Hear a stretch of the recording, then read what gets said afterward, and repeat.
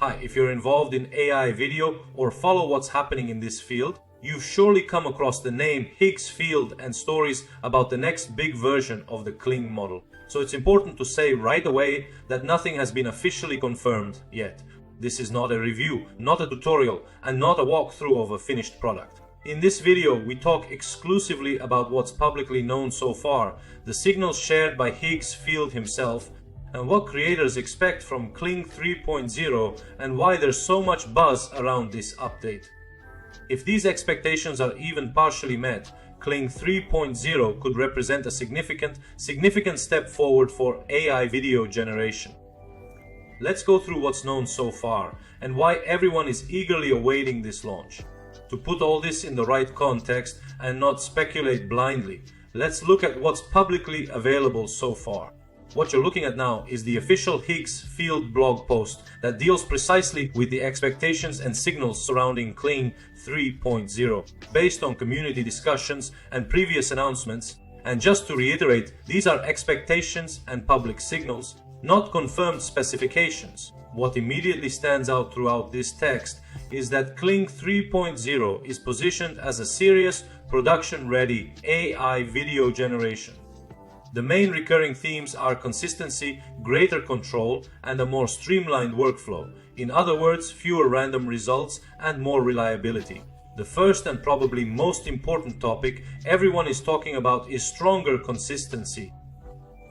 This means that characters, objects, and scenes remain stable from frame to frame, without changes in faces, proportions, clothing, or ambience.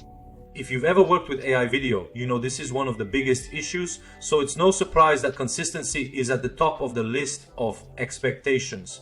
The second major theme is greater control and the so-called omnidirectional development. The idea is for the entire process to be more unified, with better context across multiple scenes, better continuity, and smarter decisions throughout the entire generation flow. Instead of each frame appearing as an isolated experiment, the goal is for more frames to function as a cohesive whole. Then we come to the quality of the generation itself. In discussions, pure realism, smoother movements, and stronger coherence between frames are often mentioned. People often describe this as a production-ready look, not just visually appealing clips, but something that can be seriously used in real projects. One of the most discussed but also the most sensitive parts are the goals related to output quality. Expectations like native 4K output and 60 frames per second are mentioned in the community. It's important to emphasize that none of this has been officially confirmed, but it's clear why creators desire it, as the current standard is often limited to 1080p, which isn't sufficient for many professional applications. Another major item is longer clips with better stability. Expectations are leaning towards clips of about 15 seconds, but the point here is not just the length, but also ensuring that the quality and characters from the scene don't fall apart as the clip gets longer. If that is delivered, it opens the door for more complex narratives and serious scenes. It's also interesting that special attention is given to macro and close-up shots. It's precisely in these situations that AI video most often shows weaknesses. The expectations are for Kling 3.0 to bring sharper textures and clearer fine details, especially in close-ups. Perhaps the biggest pain point for all AI video tools is physics and interactions. Hands, touches, hugs, and handling objects are where the so-called melt or glitch moments most frequently occur. If Kling 3.0 succeeds in making these interactions more convincing and natural, it would be a huge step forward. Towards the end of this section, custom multi-shot sequences are often mentioned. The idea is that you can create multiple shots in a sequence with the same characters and scenes, maintaining continuity. That's the difference between a single nice AI clip and a mini scene that makes sense as a whole. Because of all this, people often compare the current Kling 2.6 with what is expected from version 3.0. Kling 2.6 is already very good for shorter clips and visual demonstrations, but in complex scenes, it tends to lose consistency and stability. That's why all this hype around 3.0 actually boils down to one thing: less randomness and more control.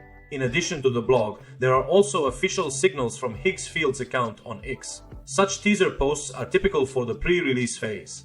They don't reveal specific specifications, but it's clear that something is brewing and expectations are intentionally being stirred up. This further confirms that Kling 3.0 is not just a rumor, but an active topic from their side as well. You see a similar story in some communities. For example, on Reddit, the same topics keep coming up: longer clips, stronger consistency, fewer glitch moments, and more uniform workflow. When the same things are repeated on official blogs and in community discussions, it's usually a good indicator of what really matters most to the creators. Finally, this is the official Kling 3.0 page on Higgsfield. We are still in the coming soon phase, but the point of this video is to let you know what's expected before the launch begins. When Kling 3.0 is officially released, we'll see how many of these expectations are actually met. If even part of this is realized, especially regarding consistency and interaction control, Kling 3.0 could represent a significant leap for AI video generation. If you want to be among the first to try it when the launch begins, the link is in the description and pinned comment. See you in the next video.